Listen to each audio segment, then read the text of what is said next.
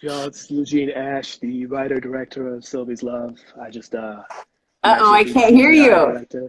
What do you mean you can't hear? What? You got nothing? Rege. Can y'all hear Rege? I can hear you. Okay.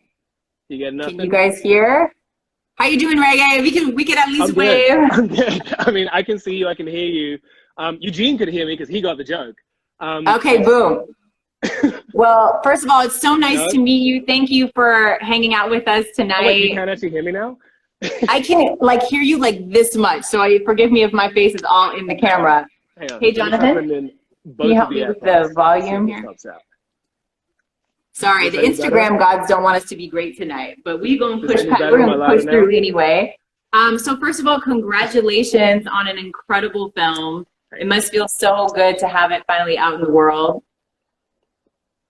Yeah, no, it's amazing. It's super, super cool. Like you said, it's like a moving painting. It's a real privilege to be able to be a part of something like this, to be invited into something like this, and just to kind of share the screen with such a legendary cast. I feel like a guest in very, very vaunted territory. Mm-hmm.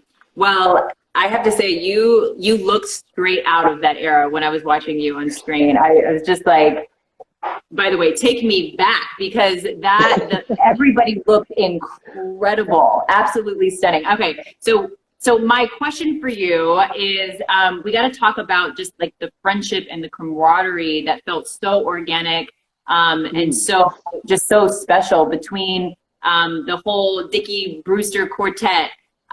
So talk to us about what that experience was like working, on set alongside these incredible men in the film. Incredibly easy is the answer to that question. Like the vibe was just so natural, so simple. They had us in band rehearsals, so it was literally just like joining a band.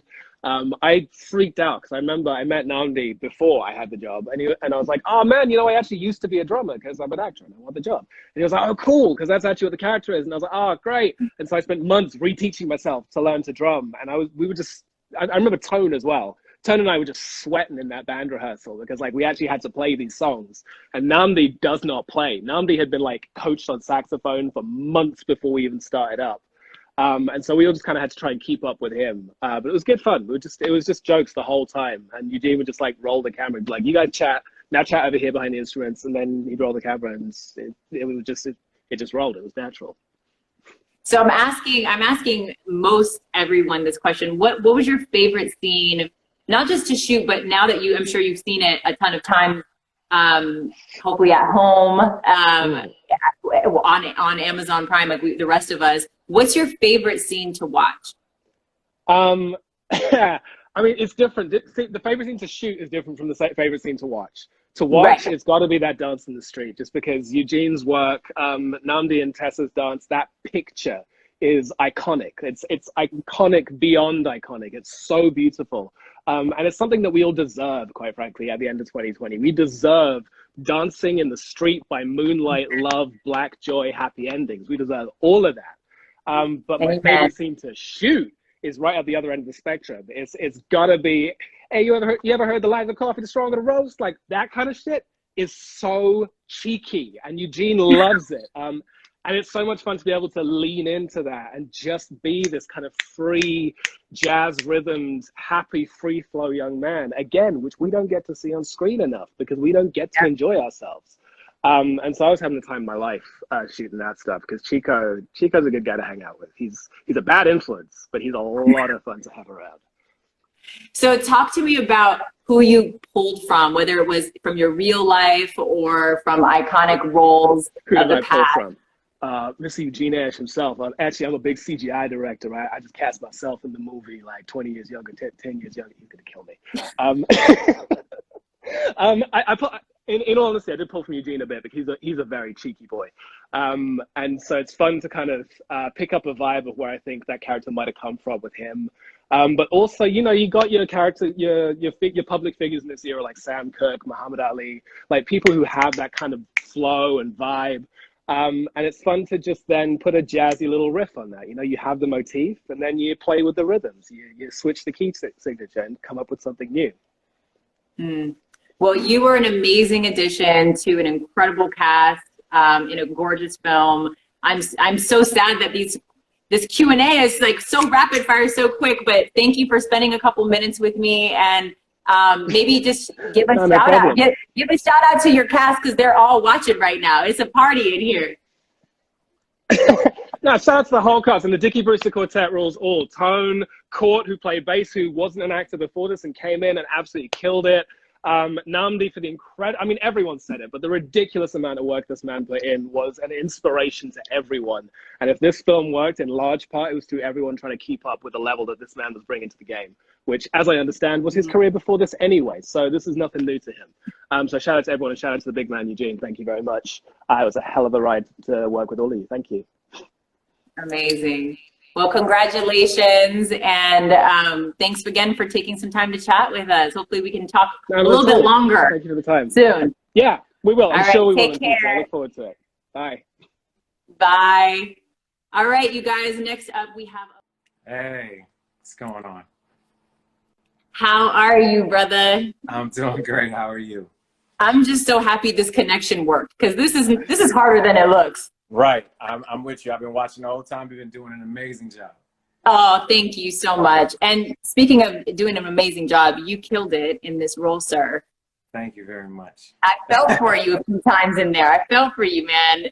Yeah, but you know, it's a rough character, but you were complex in your own right. You weren't entire. I love whenever we get to see, you know, multi-dimensional characters who aren't, you know, they aren't totally the good guy, they aren't totally the bad guy. You know, they're nuanced and multi-dimensional, like all of us are. So talk to us about what that was like, kind of striking the balance of all of the elements required to bring your character to life in Sylvie's Love. You know, I mean, for me, it's just, I looked at the script and I was just looking for where life is as much as I possibly could find. And a lot of that was actually found, you know, working with Tessa and going across, you know, what are those moments that show a relationship, that put it also in, remember the context that he's in, the time that he's in. And so it was a lot of fun. I mean, there's a lot of traps in there and you could clearly just play it one way, but it was my goal to, you know, humanize them, make them a little bit of everything. So it was a lot of fun. Yeah. Mm-hmm. So what was it about this role and this project that drew you in? It's a challenge.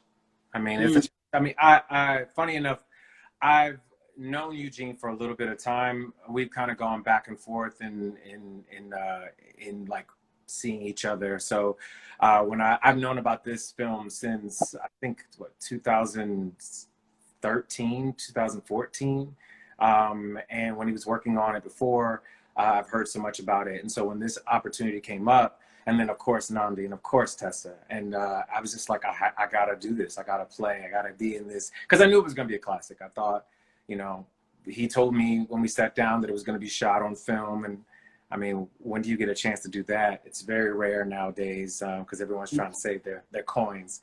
And I have a lot of respect for Nnamdi and what he's done before in the past, and coming into this game and this industry that's brutal. And of course, I mean, that's my girl. So, you know, to play across from her is definitely a dream. It seemed like a family affair. It felt like all of you guys had so much fun together. Yeah. It felt like good vibes. I thought I was going to be in scenes with Tone. I mean, it was just like everybody kind of knew each other.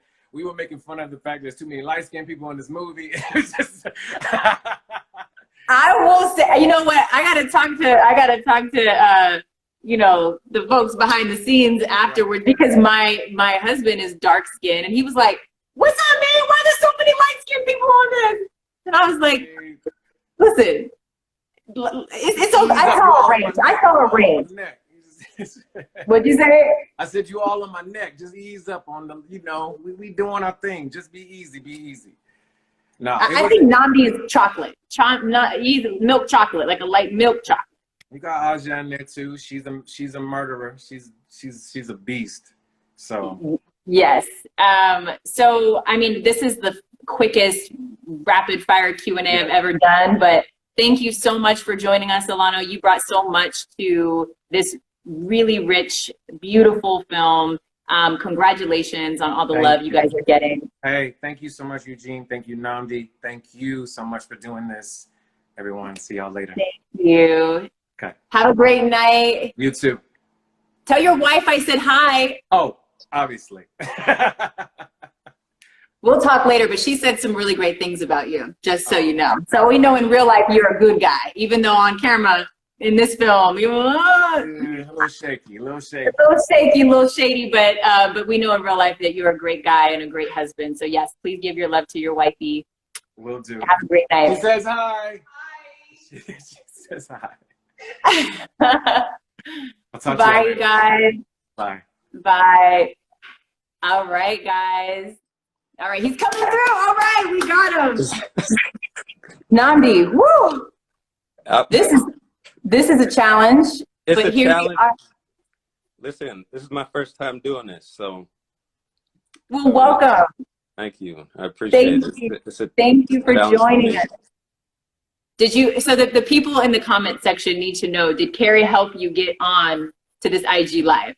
She did. So here's the thing. She helped me get on about 20 minutes ago. You were on with Ryan, and then it froze. And she left. And so I was like, what do I do at this point? You know?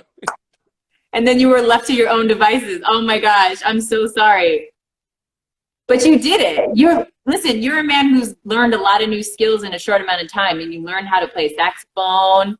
Now we got you on IG Live. Like, what can't you do? It's a first. There's a first time for everything, Elaine.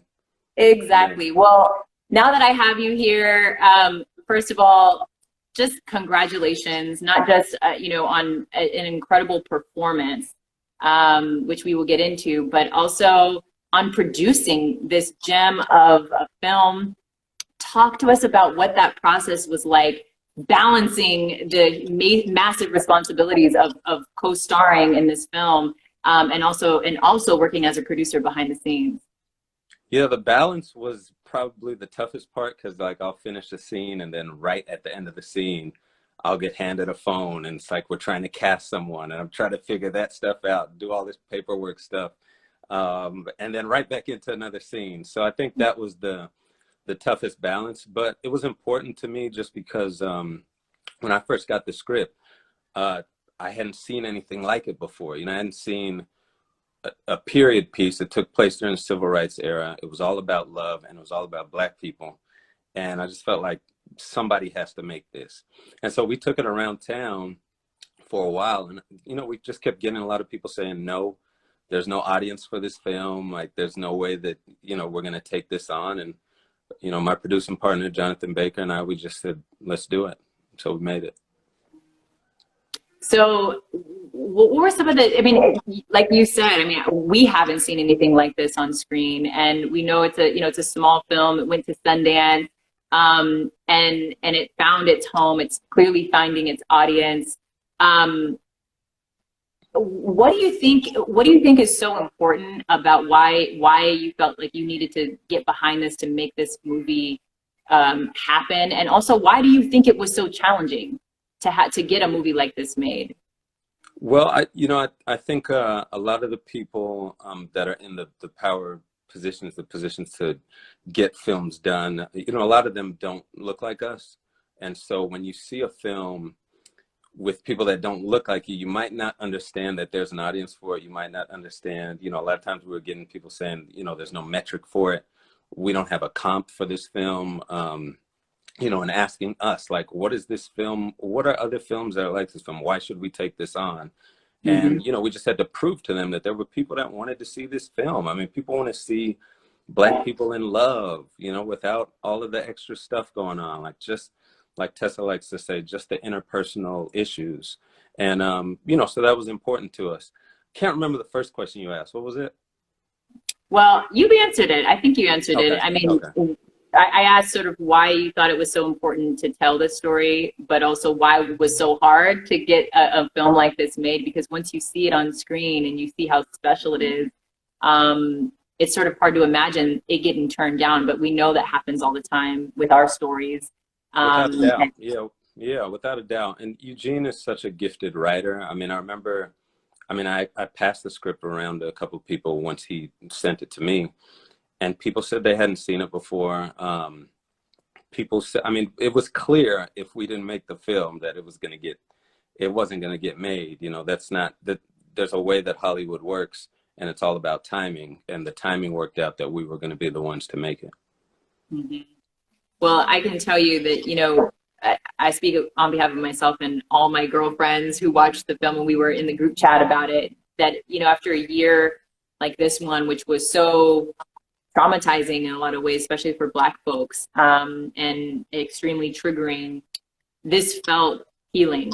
And it felt like it came right on time. You know, I think we needed to see ourselves, you know, experiencing love and joy, and kind of not relying on that lens of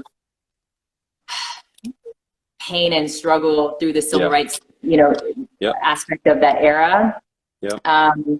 So talk to us about that piece of it. I mean, why do you think it was so important to just lean all the way into this sort of expansive love story, this romance? I mean, we did touch on, you know, some moments of that time, obviously with Asia's character, Mona, you know, with where she starts working in the second half of the film. You do understand that there is some racial tension. We do have the couple that comes over for dinner, and, you know, those microaggressions. Yeah, exactly. I was triggered. A lot of people are triggered, you know, in those moments. And I love Tessa's, there's a response. You got to go back and see the film. Her response to the lady that asked her, you know, she says, "Oh, I'm going to go make some coffee." And the lady's like, "Oh, I'll help you." And she says, I can't remember what she says, but it's something like, no, I'm good, or something. She just gives like this great look to her, which she does throughout the entire movie. Right. But it was the look said it all. The look very much said, "You better sit down right there, and don't come with me into my kitchen. Just, I need a minute. We need a break. You and I need a break." That's right. She says something like, "No, I'm fixing to go, you know, get this coffee," or something. Yes. It's hilarious, but she does that throughout the movie. Yeah, it was just important to us to focus on the love. I think we've seen the other stories. We wanted to really see this one. Mm-hmm. Talk about what it was like working with the extraordinary, gorgeous, intelligent Tessa Thompson as your love interest. Yeah, it was great. I mean, the moment that she said she was going to do it, you know, that's when I think all of us producers knew that we were going to have something special. You know, I think I courted Tessa for this. We were talking, Eugene and Gabby, one of the producers, we talked about Tessa, you know, maybe a year and a half before we started shooting. And my mission was to get her into this film. And I think I courted her for so long that I think I wore her down a little bit. She was finally like, "Yes, I'm going to do it." And, you know, so it was great. Once we knew that was going to happen, we were set. And she, you know, she whatever we expected from her, she did that times 100. You know, she came out from pre-production all the way through, like she was on the top of her game. So, you know, forever grateful to her for this role and for being a part of it. Do you have a favorite scene now that you've seen the film? I'm sure a ton of times. Is there one scene that stands out for you? Oh boy. To shooting or seeing while watching? Well, I am asking you as a viewer, if you can even disassociate to the extent where you can just kind of sit back and absorb the film as a viewer. There are so many scenes in this film that I love, but it's tricky because a lot of scenes I see them differently than you. So I see like everything that we went through to make that scene happen and all the different things that we had to go through. But there's a scene when Tessa is she's interviewing for a job with Ryan Bethay's character, and I just love, there's something special about that scene, the way they interact with each other and how that sets up the rest of the film. I think every time that comes on, it's one that I really enjoy. But then I also like every scene where Sylvie and Robert are dancing. You know what I mean? Like, or when she's dancing by herself in the record store and then he's watching. I mean, Eugene wrote a great script. I mean, as you read the script and you're going through it, it's like scene after scene, you're really in love with it. So yeah, I got a ton. Those dance scenes though, the chemistry was on 10. Hang on, what's your favorite scene? Gosh, it's such a hard question to answer. And here I am asking all of you. I know it's even harder for you to answer that question. Let's see, what is my favorite scene? You know, I think I love the part where Sylvie shows up at Robert's hotel room right before the entanglement, and just thinking about what it took to get a character like that to that place, that she really had to swallow her pride.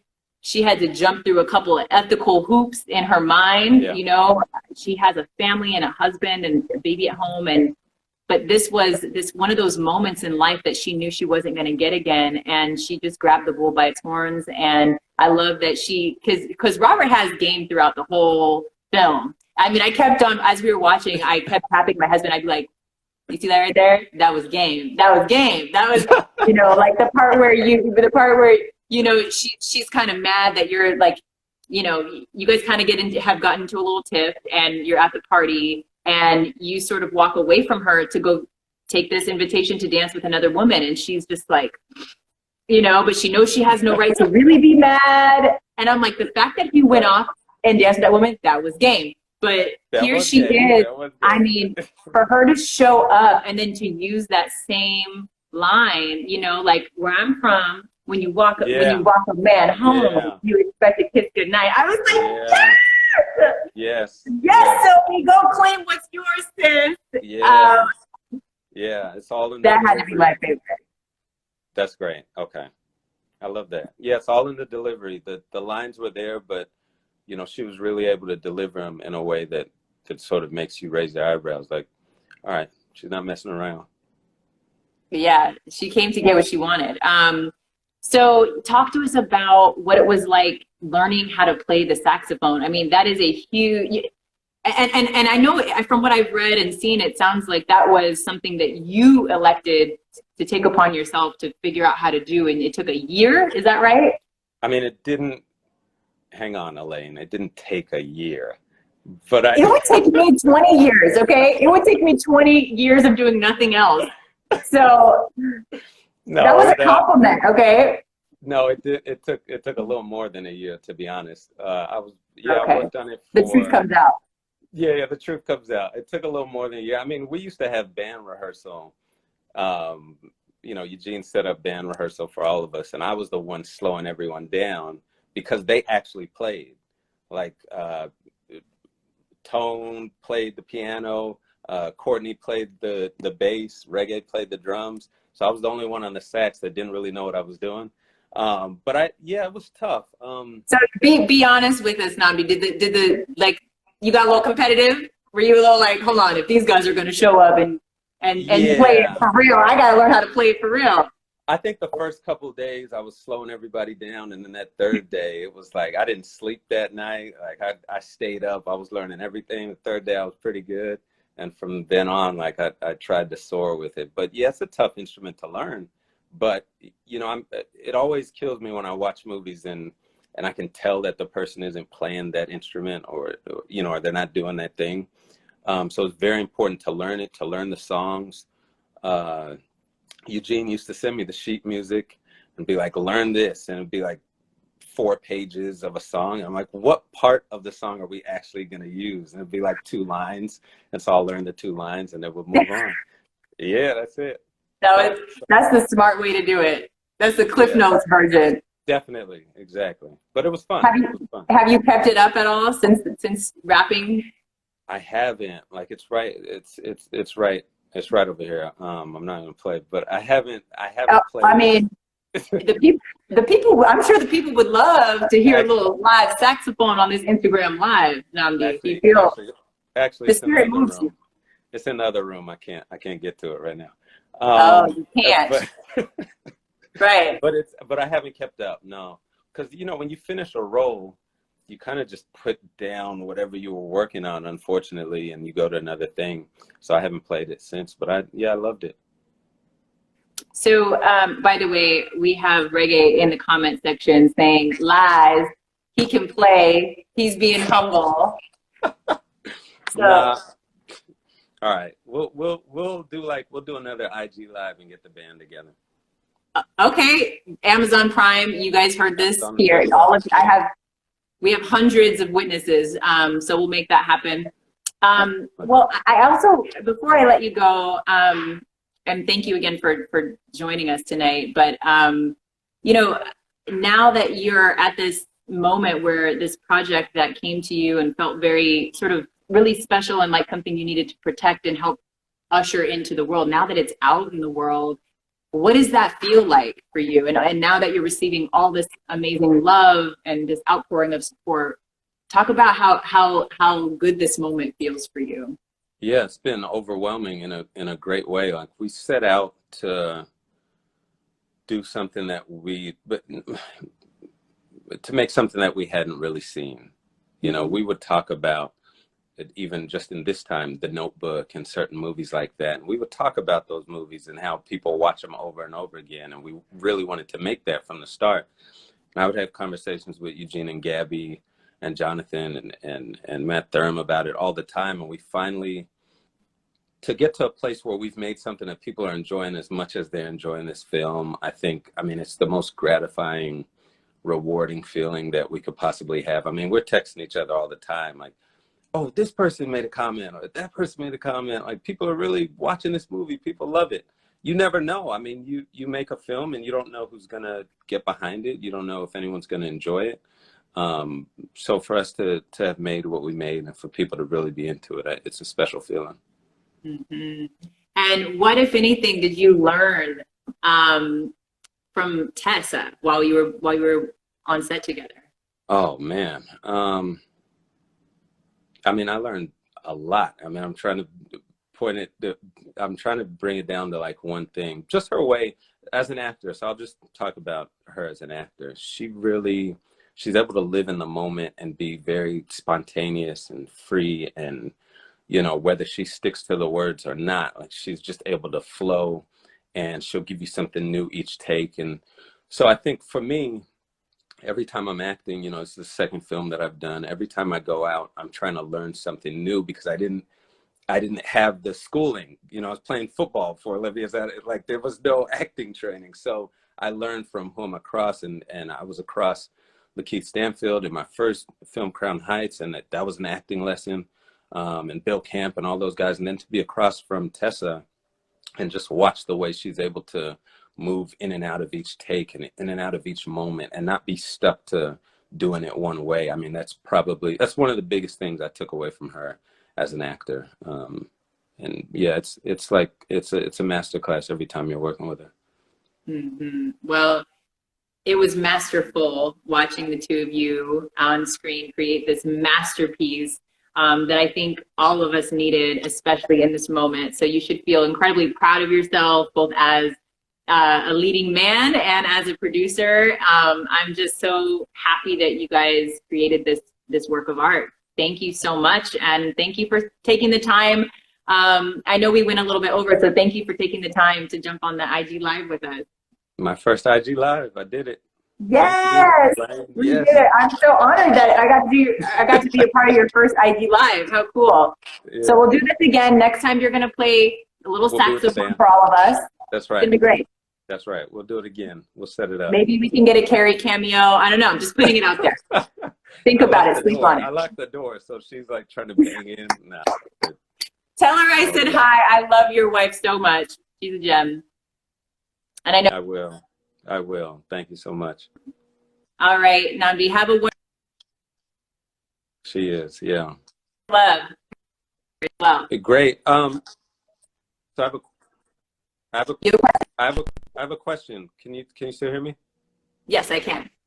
I do. I have a question because it keeps reading. Can you hear me? I can hear you. So how do I get out of this? How do I get out of this? Do I press the X right here? No, I'm messing with you. All right, all right. This is I'm messing iconic. with you. What's happening right here, right now is iconic. I love it. You're a good actor because you really got me for a minute. I was like, Right. do I need to text Carrie and be like, Carrie, can you help your mans get out of this Instagram live with me? Yes, it's the X. It's the X. Okay, thank you so much. All right, you're the best, Alano. All right. Bye, Nnamdi. Hello. Hi, Tessa. Hi.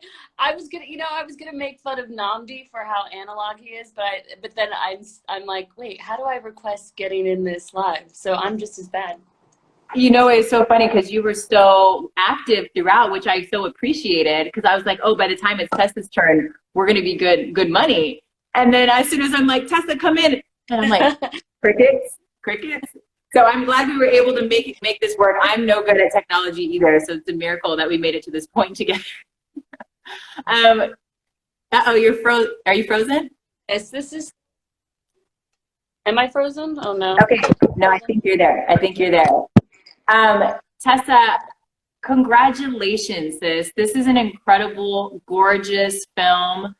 Every single shot of you just gets more and more gorgeous somehow. You really killed this. I'm so happy for you and so proud of you. How does it feel to have your baby out in the world?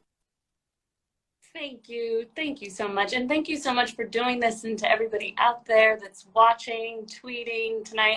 It's been really overwhelming. You know, we didn't know when this film would come out. We made this, it was a labor of love for everybody, and we were, you know, lucky enough for it to premiere at Sundance, but we didn't know what the world would be like when the film would come out. And I always feel like films are sort of love letters to the time, and they're little postcards from the time. And I think this year, as you said earlier, has been such a tremendous hard time for people all over the world, and particularly for Black people. So to make a film that is a love letter to us, that talks about resistance through joy, through music, through community, through relationship, is something that feels really, really special and right on time. But we of course couldn't have planned it.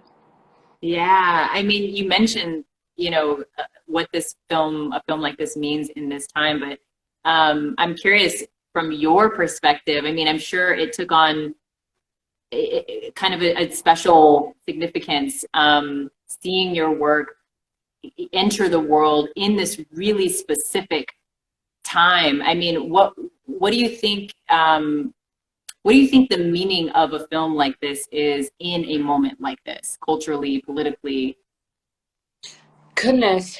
I don't know. You know, Eugene and I talked a lot about this idea that, particularly when you look at the history of sort of Hollywood filmmaking, that when we don't allow Black people or any marginalized group to exist, like the whole breadth of their humanity, it's a way of diminishing them. And I think, you know, it was so cool tonight when Barry Jenkins was tweeting, and he was saying, you know, how refreshing it was to see a film that centers two Black people and not around their trauma. And he was like, I'm saying that as a person that centers trauma inside of my stories. There should be room for them. And so I love that idea that a film like If Beale Street Can Talk should be able to exist, and so should a film like Sylvie's Love, that we should be able to exist on the whole spectrum. And that to me is something that made me really want to make the film, and I think it's maybe a reason why people are responding to it so much now. It's been so cute. You know, I watched the film with my family. We went to see it at a drive-thru recently, and it was very sweet to hear, like, my little sister, for example, say that she missed the character of Sylvie. And I've been working for a long time, but I've never had anyone in my family say that they missed character.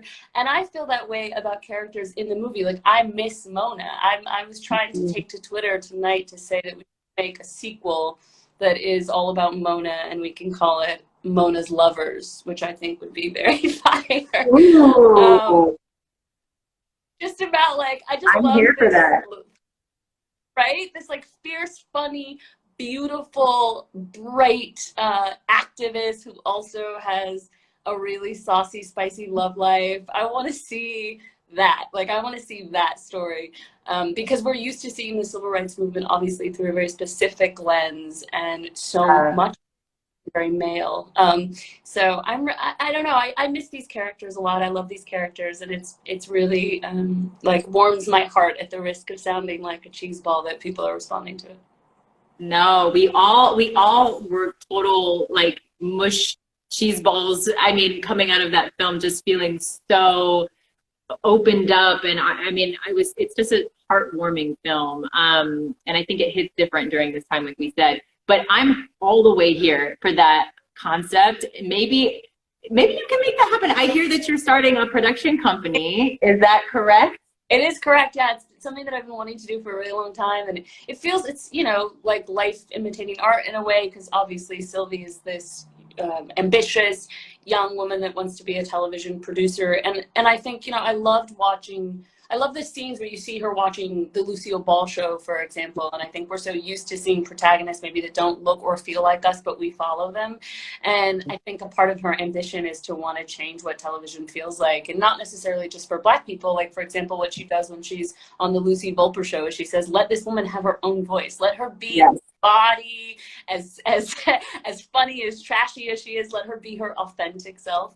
And I sort of feel the same way in terms of what I want to build. And certainly I love the idea of getting to center Black women's stories. Particularly, I know that Regé joked about a lot of light-skinned folks in this movie, but I love the idea of centering Black women that are not as fair as I am, and I would love to produce anything with Asia.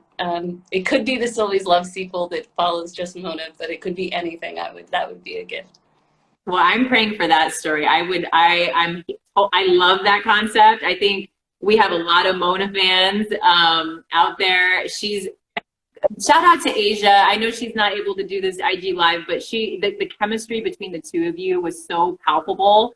That sister friend that you could just share everything with, your dirt, who would just kind of keep your secrets. I loved that sort of that friendship and that romance really between girlfriends that you guys had. So I would totally love to see a sequel with her at the lead. So talk to us about the very first time that you read the script for Sylvie's Love, and what attracted you most to this project.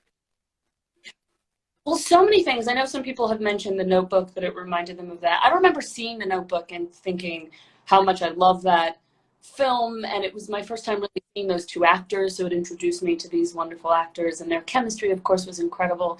But I remember thinking at the time, I will probably never get to make something like this, and this was before I was, really working in a real way, I guess. But I just thought, I'll never get to do something. And so I always wanted to do a period film. I always wanted to do a love story, just because I grew up on watching old movies, and I always really love those stories, but we just don't make them as much anymore for whatever reason. So those two things attracted me, but the experience of reading Sylvie's Love was so cool because, Eugene wrote all of the music. A lot of the syncs in the film are actually in the script, so it was a very musical read. I would stop to play the song that would be playing in the scene, and it felt like, a really just an experience of being transported into the time via music. And I'm someone that is just really obsessed with music. I'm a lover of it. It means so much to me. Music is like a portal through which I can go to so many places but find peace. So I was instantly just really inside through the music. Mm-hmm. You talk about your love of music. Your dad was a jazz player, right? Am I mistaken? He's not a jazz player, but he started on the sax. That was his instrument. I think, was it an alto sax? I think maybe alto sax. But he has a band called Chocolate Genius Incorporated, and he's a singer-songwriter and brilliant. He's iconic name, by the way. Very cool. He's very, very iconic. And I feel really lucky because I've gotten my experience like growing up and just, being at their house last night, for example. Someone's always around the piano. And, well, from Jonathan, I'm jealous. You get to like live with someone and play beautiful music all the time to you. It's a treat. Yeah, it was very meta last night, rewatching the film, and then, having Jonathan here who's playing the piano. And I was just like I get very sucked into movies that are as well done as this is, and I just felt like I was in the movie and in the world. I'm telling you, it sucked me all the way in. I felt totally transported. And we can't talk about you know, how this movie moves us and you know, brings us to this era without talking about the fashion, because the fashion played such a huge role in just completing this masterpiece. And I know that you and I both love fashion. So talk to me about, I heard, is it true that you had 46 costume changes? Yeah, 46 costume changes. I feel like you would look so good in the clothes from that era. I could so see you in like these 1960s splendor. Just being your friend. Like you must do that at some point. I feel like you look so exquisite. I know I'm such a fashion girl, and I think that comes from like my grandmother was really fashionable, and I, you know, as a kid would see these old photographs of her, and I would hang out in her closet and try on her clothes, much to her chagrin. And I just like the thing of having hats and hat boxes and gloves and the whole thing. As a kid, I really had this idea that I would grow up and that's the way I would dress. And then of course that was like out of step with the era. But when I was little, you know, I had like, in school, they called me Granny because I would wear these like lace up boots. I just always liked things sort of from a bygone era since I was young. So it was really fun to get to wear these costumes. And so many of them, shout out to Phoenix Mello, our brilliant, brilliant costume designer. So many of the clothes were actually from the period. And then we really lucked out with a couple of Chanel pieces. They sent us these, they're really, at the brand, they're really lovely and they're real big film lovers. And I've been out at a dinner and I was talking about the film in anticipation of making it. And they said, just let us know if we, if you need help. And we were trying to make this blue dress and it just wasn't really the dress that it wasn't really working. It wasn't the right blue. It wasn't the right fit. And Eugene was so specific about this particular dress. And then we lucked out and Chanel they happened to send this beautiful blue dress, not knowing that we were trying for this brilliant blue. And that became our dress. So it really felt like a Cinderella story. We sent the dresses back, which I guess is also very Cinderella. That was going to be my next question. I'm like, wait, so please tell me you got to keep some of the fashion. Nothing? No. Oh, no. I think they were archived for a second and we had them at Sundance to sort of show and display. That black sequined dress that I wear to the New Year's party is also Chanel, and they're beautiful, beautiful gowns. And we're so grateful to them. So if anyone's watching from Chanel, thank you forever and ever. I mean, it was incredible. Do you have a favorite look from the film? I know it's got to be so hard because every look was fire. I really like the two looks that I wear when you first see me go to work and I have this sort of headband, and then when you see me in the scene where I'm officially producing the Lucy Wolf, wearing this turtleneck and I'm wearing this sort of scarf like this and I'm wearing a pencil skirt. I love that look because to me, there's so much about Sylvie's look. For all of us, I think it happens that we evolve and so does what we wear. And I think she's really coming into her own. She's reading feminist literature. She's trying to really become the woman that she knows she always was. And I think that an extension of that. I think she really steps into her power, and a part of that is being able to give power to this woman whose show she's producing, to say, use your authentic voice, be exactly who you are, because when you are, the people that are right for you will show up. And I think Sylvie's really coming into her own in that sense, and her clothes are just a reflection of that. So I think that's my favorite look, where she feels the most, I feel like she's such a modern character, and she really finds that. You see her in these sort of tea-length, bigger skirts when she's young, and she's sort of playing this part a little bit for her mom, trying to be the mom, the woman that her mom wants her to be. And then later in her marriage with Lacey, she's trying to be the woman that Lacey wants her to be. And when she finally own, it's reflected in the way that she dresses and the way that she moves, and I love that. I love the way you speak. I've watched all your interviews about this film, and you're so articulate in the way that you're able to contextualize even the meaning of fashion as a device for storytelling. So I just love the way you just described all of that. And I want to talk a little bit about how you talk about the role of fashion as it sort of frames who this woman is in these different parts of her life.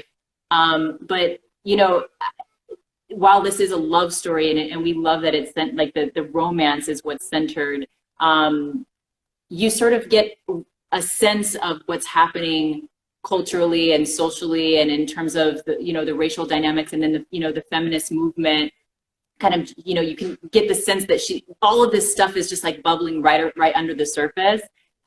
So talk to me a little bit about how you interrogated those times, like how you investigated what was happening in the world around a woman like Sylvie. I read that you were kind of like going back to old glamour magazines and things like that. Yeah, I found it really interesting to look at women's magazines from that time, because I think so much of what we think about ourselves is sometimes in relation to what we're told about ourselves. And so I was really curious what women were told about themselves at that time. And like, not for nothing, you know this, you sort of come from this world, like journalism in that space, in the sort of, you know, fashion women's space, is at the same time really dazzling and also sometimes terribly problematic in terms of what we tell young women and girls about their potential, about what matters. I mean, it's crazy. And I grew up doing that, going to the market and pulling out Cosmopolitan or whatever and seeing those quizzes. It's like 5 ways to make your man happy and all that stuff. And you're like, what about my own happiness, right? So, and that was even worse in the 50s and 60s. So it was really interesting to look at that stuff. And then, you know, Eugene, Ashe, our writer-director, had this brilliant idea. When I sat down with him, we spoke for a couple hours, and I wanted to know why he wanted to make this movie. And you know, he talked about that Gordon Parks photograph that you see a young woman with her child, presumably her daughter, outside of some sort of theater, and the entrance says colored only.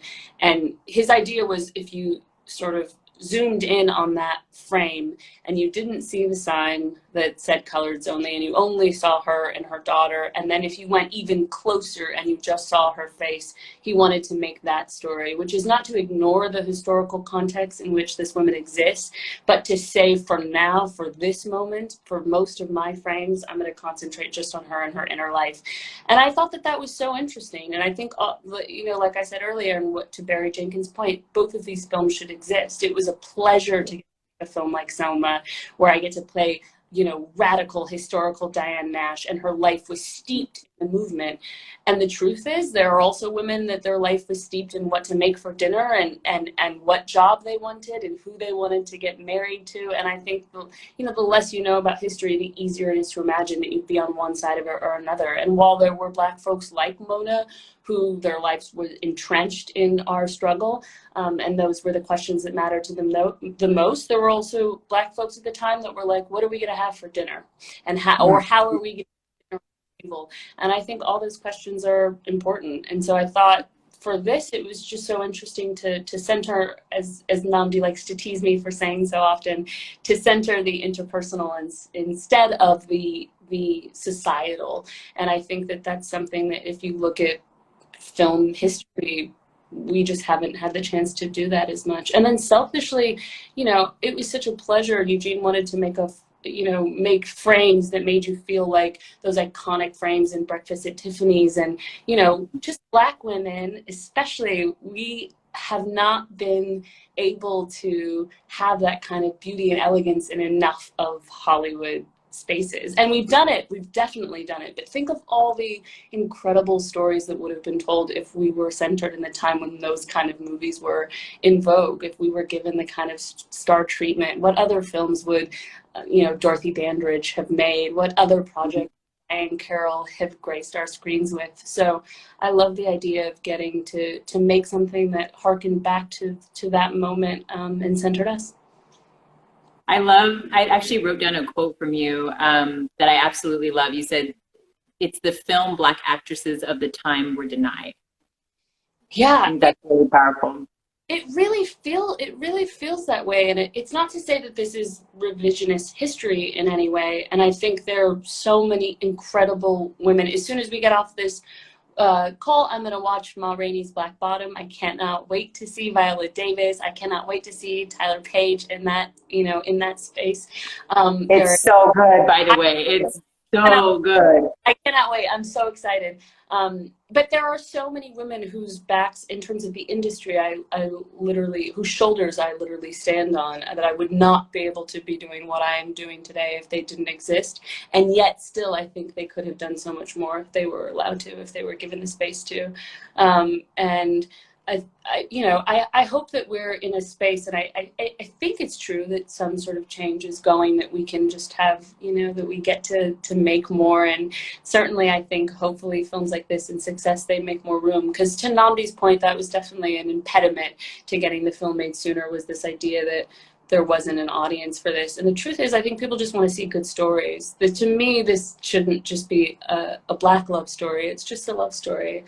And I hope that all people, will shine to it. And also inside of it, Black people can feel seen. And there should be more. There should just be more. Mm-hmm. Well, hopefully now that you're also jumping into the producerial game, you will make sure that there's more. I guess before I let you go, I have to ask you the big question I've been asking everyone. What is your favorite scene from the movie? Not necessarily, I mean, you can answer both, like your favorite scene to shoot, but just sitting back and watching it now that it's out in the world, what's your favorite scene to watch as well? I think my favorite one, I have a lot of favorite scenes, but I think one of my favorite scenes to watch is the scene with Asia and I on the floor of Sylvie's bedroom, where Asia's asking if they've slept together, and Sylvie is saying that they are, and they're just framed, the camera's above them, and they're on the floor, and the record's playing, and that was a happy accident. We were supposed to be in another location. You've seen them on the rooftop a number of times, and we ended up not being able to shoot there, and so we had to pivot quickly, and Eugene and I were really figuring it out together, and I made some suggestions and we figured it out, and that is the result, that shot. And so I think there is that's, to me, something that I love about film so much, is the way in which a moment, a spark of spontaneity, of inspiration, of something ephemeral gets captured, it gets immortalized on film. Yeah. That's something that is so special. It's something that all the things that you cannot plan for, and then you can see it, forever. And the fact that we're shooting on film, literally, it's immortalized on film. So I think that's something that I love, that scene so much. And also I just love performing with Asia. She's one of the most just warm, gifted, giving, like beautiful souls to be around. So I loved all of our scenes. I also love the scene later when she sort of reads me for filth, and she's like, well, he didn't tell you this, just like you didn't tell him that. Like, I love that expression of love, that actually love sometimes is the ability to critique someone, to want to make them better. Like, that is an to say you can do better. So I call that Black love. When that happens, when someone's like, this, you got lipstick on your teeth, or you sounded crazy right now. What? See? No, you don't. But that's Black love, being able to just be like. Yeah, true. I just want to say, while we're here, I'm just so proud of you, and congratulations for everything in the world. I love who and what. And speaking of boundless opportunities, I'm really grateful that we are existing in a time where you can just do any old thing that you want to do, from writing to hosting to anything you want to do. And I can't wait to see everything else you will do. Thank you so much, Tessa. You're such a sweet, bright light, and so ridiculously talented, so brilliant. I feel like you've gained such a huge, massive following of fans who are just rooting you on, but there's also this feeling that this is just the beginning of Tessa Thompson. Like, there's so much more to you, and I'm your forever fan. I'm always going to be rooting for you. And it was just such a joy to be able to watch you thrive in this role and just like absolutely kill it. I mean, I have to ask you, because you were so poised. I mean, watching the film, I felt like I had to like sit up straight. And how did you nail that? Is that, and now that I think about it, I think you do just have really great posture. Like, every time I've seen you. I don't. Look at me right now. You just can't tell because I have butter on. I don't have good posture at all.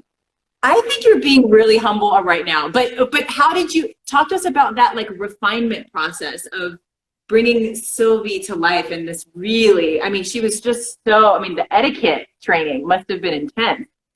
Yeah, I did some of that, and then I watch a bunch of films sort of from the time. I watched so much Diane Carroll. I listened to a lot of Lorraine Hansberry, and then I had seen, again, these photographs of my grandmother Marilyn, both of them, my grandmother Barbara, my grandmother Marilyn. They're both, you know, just products of their time in the sense that they had this sort of poise that I think, for whatever reason, felt, I don't know, more common then. But my grandmother Marilyn, especially, just looking at these photographs of her and the way that she just stood. She stood with such poise and power and grace. So trying to capture that, but I definitely, and the clothes help too, because you're wearing, you know, all the like real stuff, and it sort of like binds you. I mean, listen, some of those dresses I would like have to really be careful at lunch. You know what I mean? Because they were like little bit of room. There's like no room. So the costumes sort of help. Yeah, and just watching all those old movies and those performances, and they have the movie stars of that time in particular, they had this sort of you know, spark. And you think too, in terms of what was popular, remember that women at that time were also watching the movie stars of that time, emulating them, trying to understand how to capture that in the same way that we do now, right? So I thought a lot about what Sylvie, as she's constructing her own femininity, her own identity, what was she watching, what was she looking at, what was she trying to do? And then also she just comes from that kind of privilege. You know, she comes from a world where marrying well is the idea of the best that you can do. And so she sort of she learns all of those affects of beauty and grace so that she can, you know, get the man. And then I think she figures out along the way that she actually she wants to be her own man. Like she wants to be, you know, she wants to be able to put on her own pants and find her own way, and find a man that can deal with that and wants to be a part of that. Yeah, and I think one of the lesser discussed themes of the film, which you're sort of touching on, is the exploration of changing gender dynamics or gender roles within the family. She was raised to be very traditional in the way that she sought out a partner, as you mentioned, who would take care of her, and her goal in life was to marry up. But ultimately, you know, the love of her life, I mean, she didn't fall in love with somebody for what he could provide for her economically. And in the end, she was actually quite prepared to take care of him financially because of what she got from him in so many other ways. And I thought that was really powerful. That's still powerful to see today in 2020. I think we need more images of different genders, you know, sort of challenging the status quo around gender norms, but especially radical back in the day. I know, so radical back in the day. I mean, I feel like I'm still trying to deconstruct gender. I've been trying. It's so funny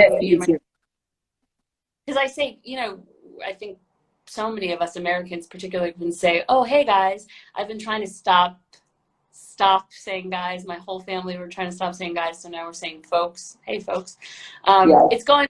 I catch myself all the time. I think we all do. We live in a very genderized time still. Mm-hmm.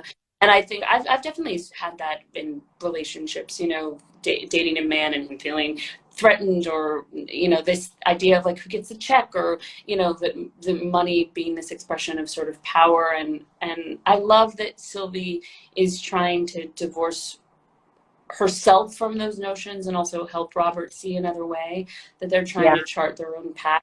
It's haphazard and it's hard, but I love that they're trying. And it feels really atypical for the time, really sort of daring. I love when she comes home in her trench, you know, and she's like, let me take care of the bills for a while. Because she knows as an artist, being an artist can be really, really hard. And that's a part of the reason why she loves him and she wants to support him in that. So I love that sort of representation of a really kind of selfless love, that you can love someone regardless of sort of your own, of who they are in relation to you. You can love them separately just for who they are and who they want to be. And I you know, not for nothing, I feel like I don't see that kind of love on screen a whole lot. And I'll tell you, while it kills me watching characters on screen when they don't communicate. It's like, just tell him you're pregnant. Don't let him leave without that. But it sort of is like the ultimate expression of a selfless love to not want to impede, you know, someone's journey that you love, and you want to see them go to their highest heights. And you know that if you share this thing with them, that it could potentially take them off their course. And so that moment, as painful as it was to watch as a viewer, I thought, wow, what an incredibly, I mean, at least the intention there was incredibly loving. Yes, but they really need to get their communication together, because it's a mess. It's a mess. I mean, I should talk. I mean, it's hard. Relationships are so hard, but I'm like, guys, folks. Yes. Listen, it's hard. It's a hard one to break. But hopefully people watch this and learn a little some things about communication, because had they communicated more early on, we wouldn't have had to wait all these years for this big epic reunion. But anyway, we digress. Listen, they could have benefited from a little bit of content. What'd you say? It's true. I mean, it wouldn't make, I was saying Shakespeare, I think it's Shakespeare, he said the course of true love never did run smooth. I don't remember what play, but yeah, I mean, I think that's true. I think for most people, it takes some time, communication, you know, it's not easy. It's not easy. It certainly isn't. Well, I could talk to you all night long here by the candlelight, by the light from my fire. It's very romantic, this whole moment. I love this. But thank you so much for spending tonight with all of us, the hundreds of us who have been tuning in. You guys, thank you so much. I know we had some technical difficulties, but you guys all hung in there for this grand finale with the beautiful Tessa Thompson. We're so glad that you joined us, and we're just, I mean, we all feel like I felt like I got an early Christmas present when I got to watch this film. And I've seen it now twice, and I just feel like I fall more in love the more I watch it. So I plan to watch it again and again. It's one of those classics that you can watch again and again and get something new out of it each time. Thank you so much. Thanks so much for watching. Hi, Romy. I'm saying hi to my brother. Yeah.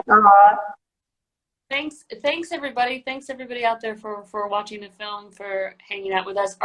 Is D Nice gonna DJ? Are you gonna dance? Oh shoot, we're probably well into his set. We're probably like overlapping into his set. I'm so sorry, DJ D Nice, because I know you're up next. You guys, if you are still with us, make sure that you stay tuned for DJ D Nice. He is coming on right after us. With a set for you guys, so now we can dance it off all together. Thank you all. Thank you, Amazon Prime, for bringing us all together. Thank you, Tessa. You are a gem. I adore you. I'm so happy and proud of you.